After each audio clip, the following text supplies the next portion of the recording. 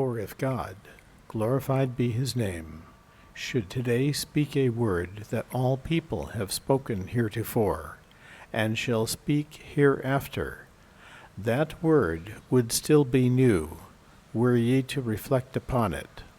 Consider the term divine unity, which the manifestations of God have uttered in every dispensation, a goodly term which all the diverse peoples and kindreds of the world have spoken.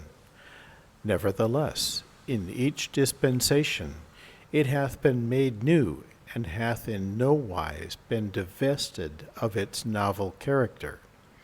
Into every word that God doth speak a new spirit is breathed, and the breezes of life are wafted therefrom upon all things, both outwardly and inwardly.